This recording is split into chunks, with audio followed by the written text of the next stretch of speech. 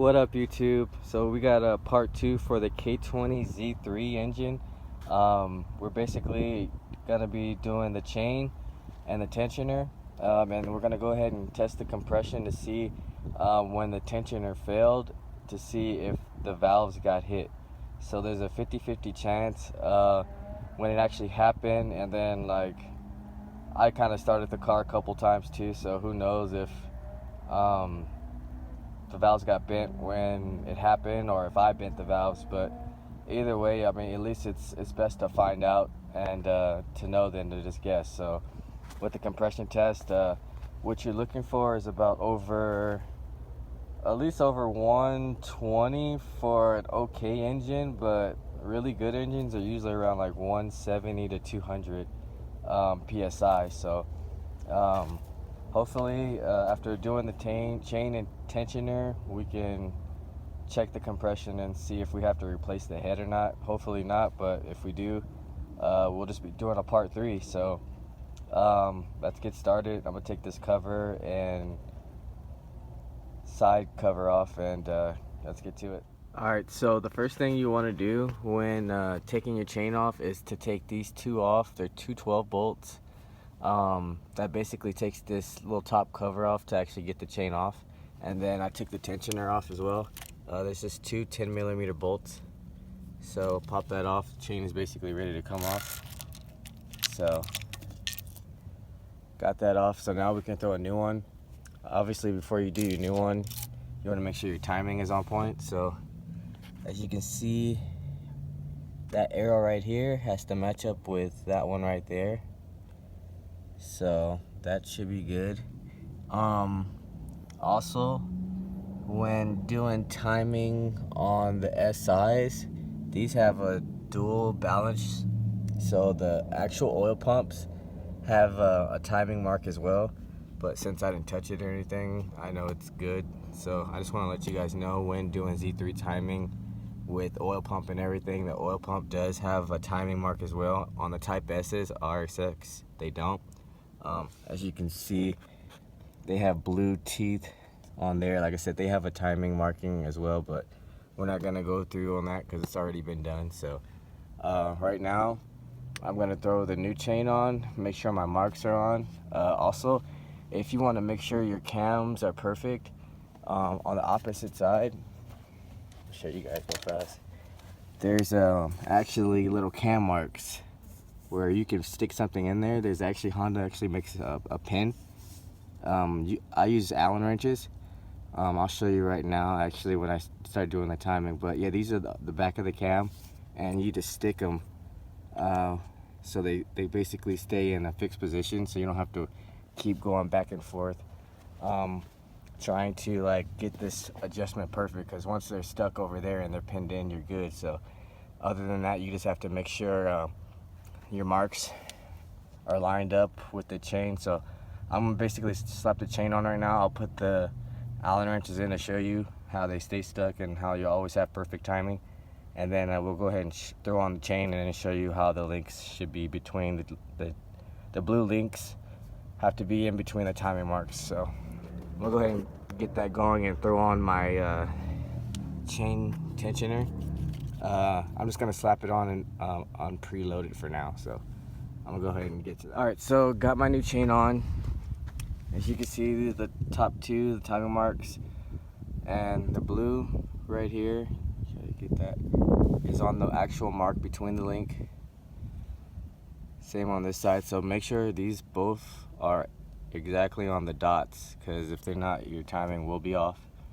Now down here is where the last link is at.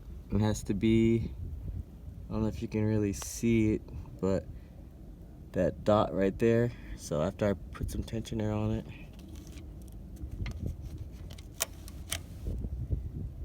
so when the chain is tensioned, I don't know if you can see right there, that line is marked up with that. So now all I gotta do is throw my brand new tensioner on, take the timing key marks off from the back. As you can see, they help a lot if you don't have the actual, because Honda actually makes a tool for the cams. So like I said, there's a hole in the back just to make sure that you can kind of stay with perfect timing and to make sure that you don't throw your timing off. It's a lot easier than the B series because it's a pain in the butt, but yeah, so I'm gonna basically put the tensioner on and we'll give it a spin to see if any of the valves hit. As far as like, you can kind of hear the valves release when you're spinning it. So I'm gonna check that out, and hopefully we can get to the compression test. Alright, so I got my tensioner on, got my other bolts on for that. So now I'm just gonna make sure, recheck timing. So everything seems good up here. My dots are lined up on my blues. Even down here, see if you can see right there. So that's good, that's good. So now I can actually release it, release the tensioner. So once you do that, I like to do is I kind of make sure it's on there good. So now, see if we can turn it and see if it still makes that clicking noise. Shouldn't. Oh yeah, and I took my Allen wrenches out. So like I said, make sure those are out because it'll be locked up. So I'll give it a spin. Alright, so it's actually spinning the crank without clicking like it was before. So as you can see, that was our problem. So right now it is spinning a lot smoother, but there's no spark plugs in there, so hopefully I can I'm gonna get a battery. It's charging right now. Get my compression tester ready so I can because you can check compression, you don't have to put the cover back on or anything. So I'll get my battery, get some wiring so I can wire up the starter to the battery, and then we'll start the compression test with this right here. I got it from Harbor Freight. It was like 25 bucks, I think. It's well worth the money. It's a good brand, Pittsburgh. I've been using a lot of their stuff from Harbor Freight. Well, that's all I use. I don't really use Snap-on. I used to, but it's just not worth it when you lose tools all the time, and I mean, it's just expensive. So Harbor Freight does the job. So I'm going to get the battery charged and get this unwrapped so we can start testing the engine. Hopefully we have some good compression. Alright, so now that we are ready to start testing compression, I got my tester out on here, installed into the cylinder. Got my battery right here. So basically I just hooked up the charge harness because that's all you basically need. You just need the power to the actual starter. So I mean, if you don't have a charge harness, just throw a wire to the starter, and then I got a wire right here from my signal right here, and then that's just to the ground. I grounded the starter. So let's see. Oh, also before you do that and you do turn the crank when doing timing, you want to make sure your tensioner is I usually just go from right here or use something flat and just pry it up just to make sure that the tensioner comes out and make sure it's actually working, because when you put it on there and just release it, it's not actually tensioned out. So just want to make sure of that. So let's get this compression going. Let's see, hopefully there is some compression.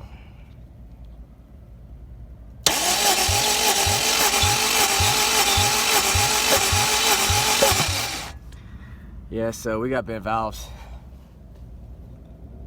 Got 60, and I think you need at least like over 70 to even get an actual good reading. So we'll keep going and test out the other cylinders, but I basically kind of know we're gonna be taking this head off. So I'm gonna go ahead and slide into the other cylinders and get a test on those.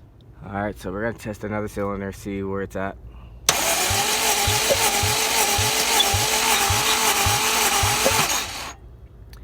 Yeah, so about 60 again. I'm guessing the other cylinders are going to be around the same. I'm not even going to test them out.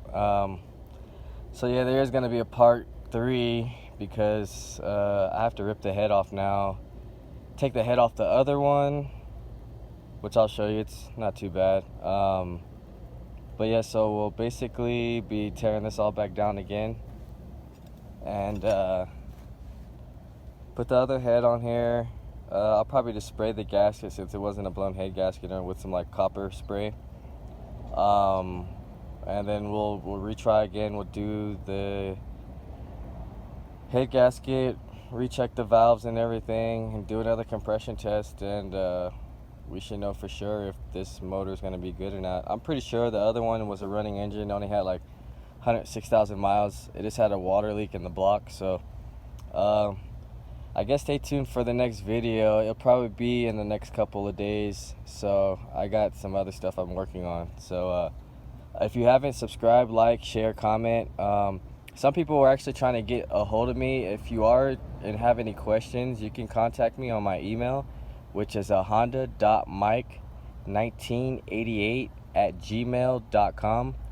And I'll put that in the description as well. So if you guys ever need to, like I said, get in contact, just let me know. So I'll see you guys later.